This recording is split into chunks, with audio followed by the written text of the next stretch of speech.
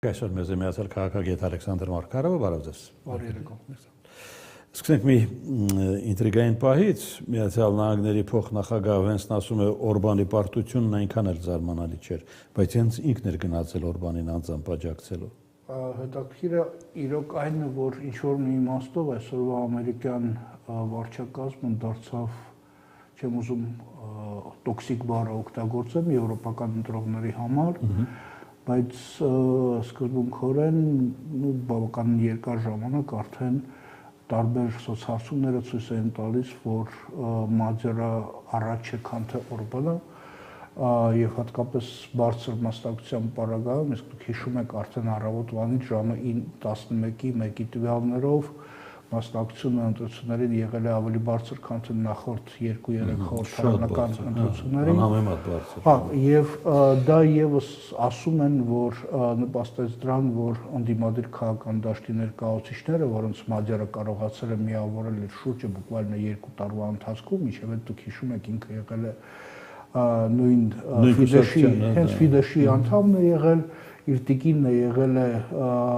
արդարադատության նախարարը, նախկին տիկինը, բայց եղել է արդարադատության նախարարը, որի հետ նրանք բաժանվել են մեկ սկանդալային իրադարձության պարագայում եւ բոլոր դեպքերում վերլուծաբանները, որոնք զբաղվում են Հունգարիայի ներքին քաղաքականությամբ, իսկ ես իրանց դասին չեմ պատկանում,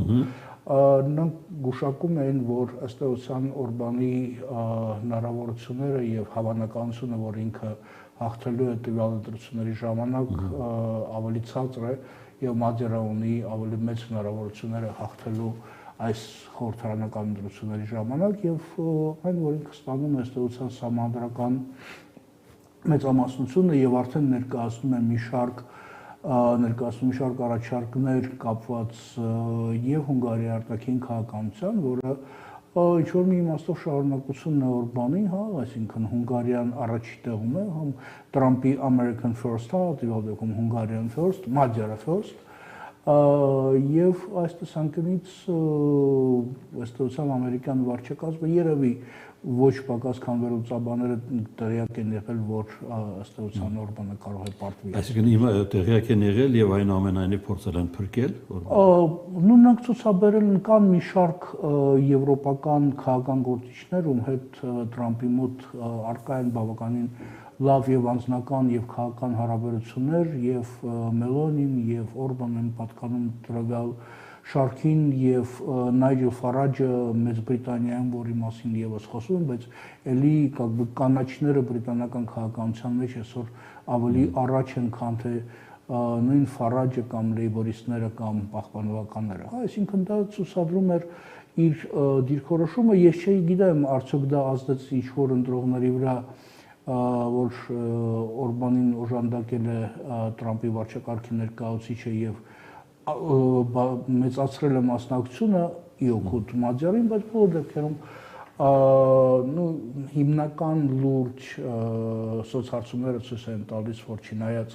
մոտ են գուցե արդյունքները, բայց Օրբանի շանսերը եղել են ավելի ցած վերընտրման համար։ Ինքը ըստ էության ձևավորեց վարչակազմը, որը ժամանակակից քաղաքագիտության մեջ համարվում է մրցակցային ավտորիտար վարչակարգ, բայց ունենալով տարբեր սյուները տվյալ վարչակարգը կարողացել է Օրբանի օրոք հասնել հարված լիբերալ որոշակի արժեքներին, հա, դատարանները դադարել են լինել անկախ, լրատվամիջոցները ավելի ենթակա են եղել իշխանությանը, խորհրդարանը ըստ էության, ինչ եմ ուզում ասել, գրպանային էր, բայց իրականացնում էր գործադիր իշխանության կամքը, բայց մնաց մի կարևոր ինստիտուտը, որը ձևավորում է ժողովրդավարությունը, դա ընտրությունների ինստիտուտն է։ Այսինքն այն սահմանումը, որը 20-րդ դարի կեսերին Յոզեֆ Շումպետերը ներկայացրեց որպես ինչն է ժողովրդավարությունը, ասելով որ ժողովրդավարությունը դա ըստ էության էլիտաների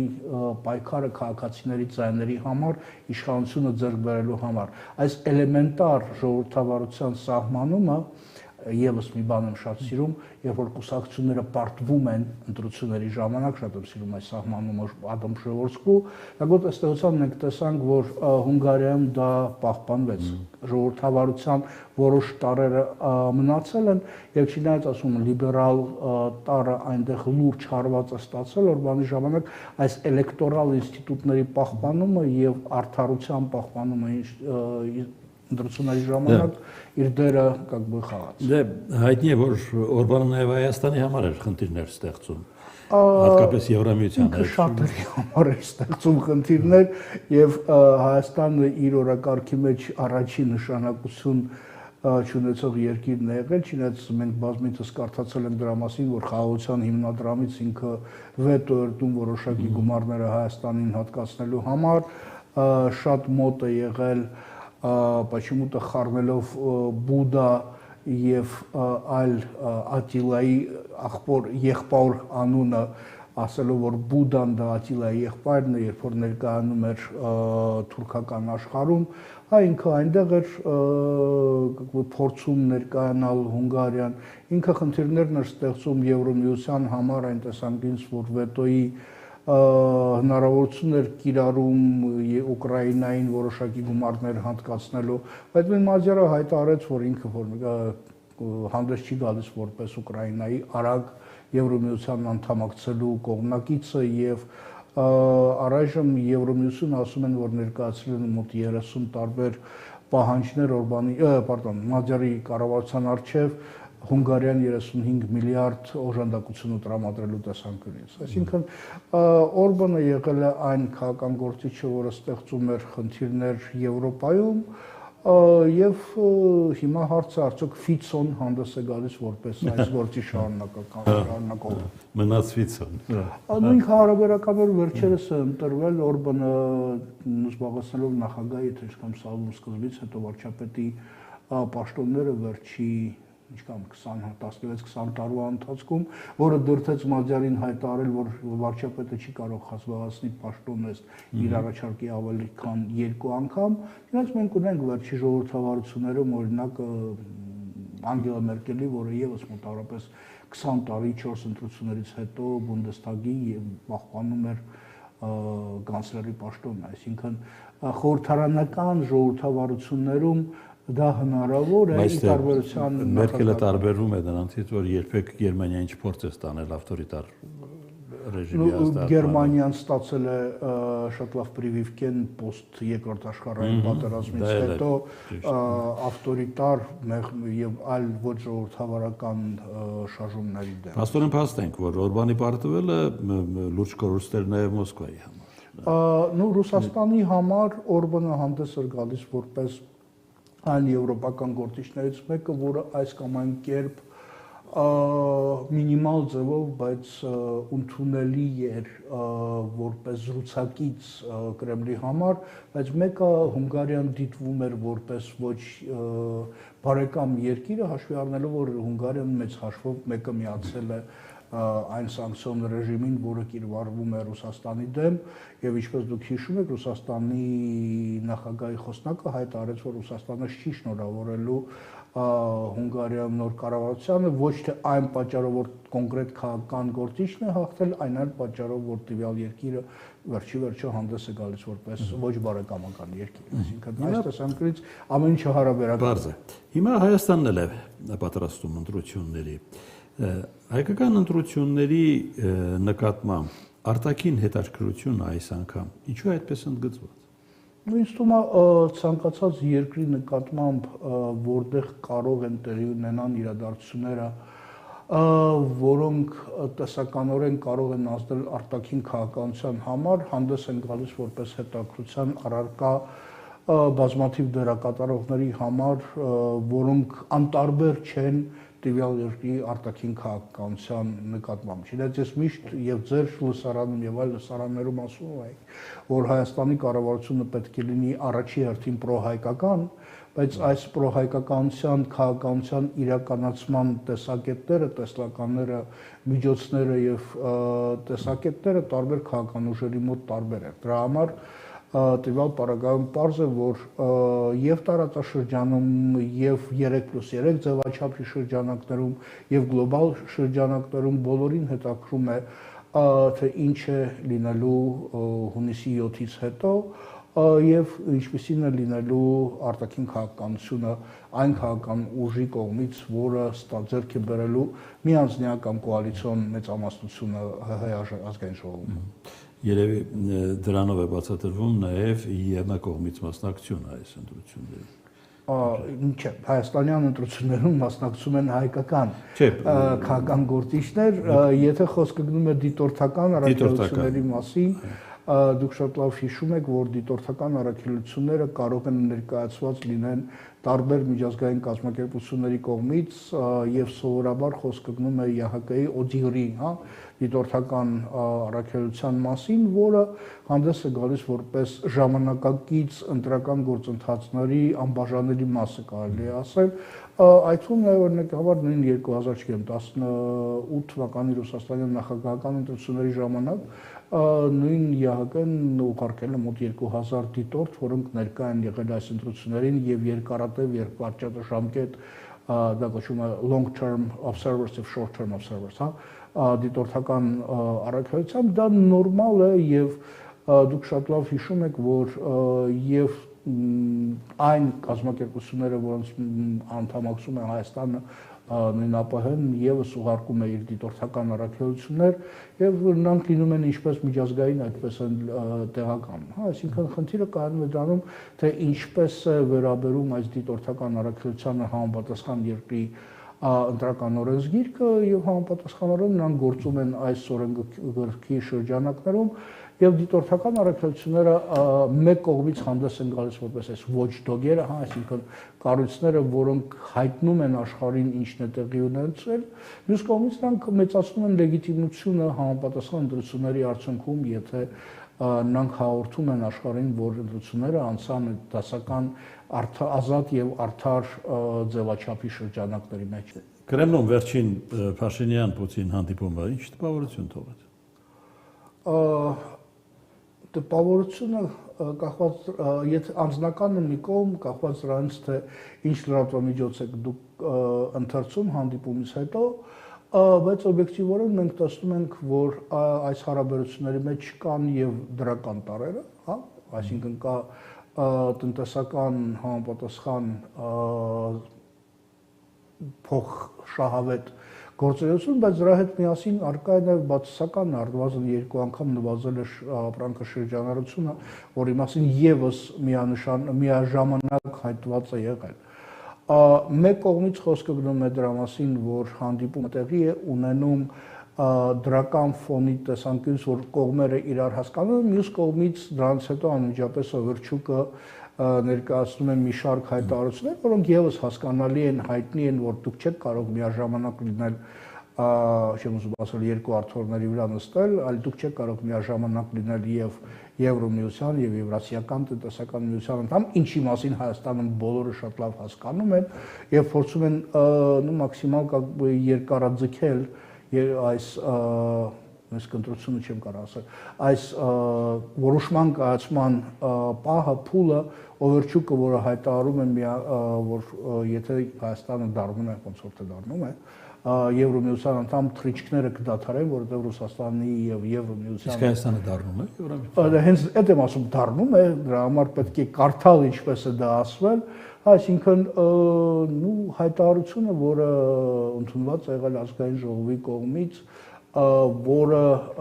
դրա հետ միասին ստանում է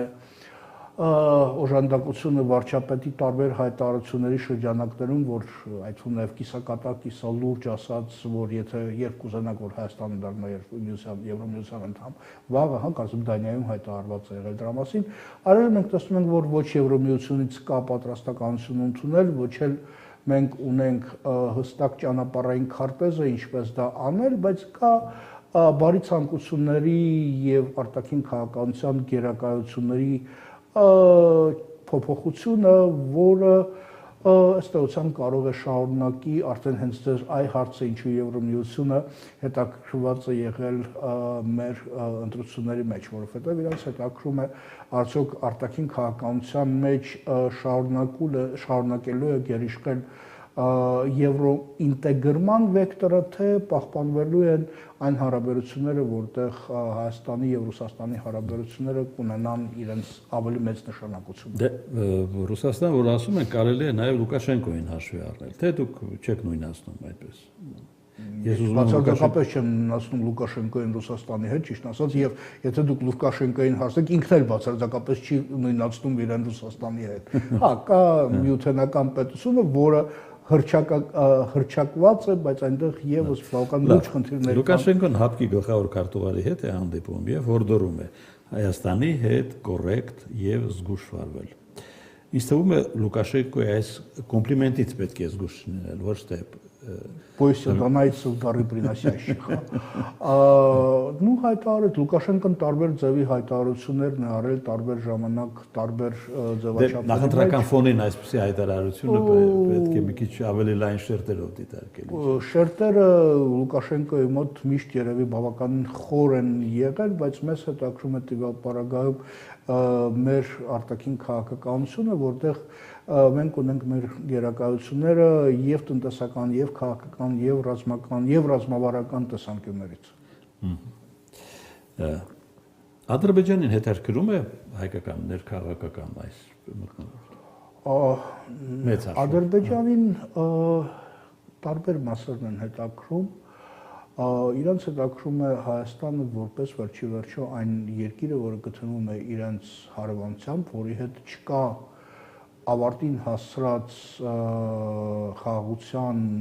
ստորագրմանը ուղղված բանակցային գործընթաց, որի հետ նրանք չունեն հստակեցված սահմանը, չնայած սահմանով վերջերս անցել է մեր փորձագետների խումբը եւ հանդիպել է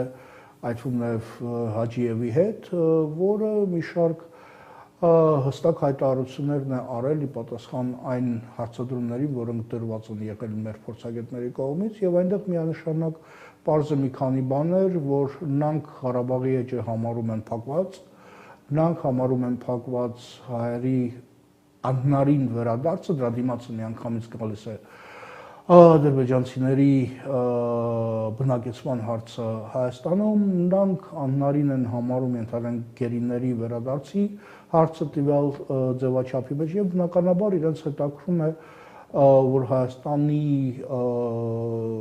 պոտենցիալ ապագա կառավարությունը մնալու է նույն ֆորմատների մեջ քաղաքականության, արտաքին քաղաքականության, որի մեջ ինքը եղել է միջև այդ։ Ով է լինի Հայաստանում իշխանության։ Ինչպես ով է լինի Հայաստանում իշխանության։ Նու տվյալ պարագայում նրանք ավելի երկար ժամանակ աշխատել են, օրվա իշխանությունը աշխատել է Փաշինյանի հետ եւ գիտեն ինչ կարելի է գուցե ակնկալել եւ ինչպես կարելի է իրականացնել գործընթացը բանակցային տվյալ իշխանության հետ, իրենց համար ավելի քիչ հասկանալի են գուցե այլ քաղաքական գործիչները եւ պարզ է, որ իրենց համար երևի բացարձակապես անընդունելի է լինելու Քոչարյանի հետ պոտենցիալ համագործակցությունը, ավելի քիչ է հասկանալի իրենց համար ենթադրենք Կարապետյանի գլխավորած ուժը, բայց առայժմ նրանք իրենց խաղադրույքը բնականաբար դնում են դրա վրա, որ օրվա իշխանությունը հաղթելու է ընտրությունների ժամանակ եւ նրանք շարունակելու են իրենց հետ բանակցային գործընթացը եւ ինչքան ես հասկանում եմ, նրանք առայժմ պաուզա վրա են դրել այս գործընթացը մինչև ընտրությունները։ Այսինքն մնացած բոլոր հարցերը как бы ընտրություններից հետո եւ մասնավորապես նրանք երևի չեն սրում իրավիճակը նաեւ փորձելով ստեղծել ավելի թեթև դաշտ օրվա իշխանության համար։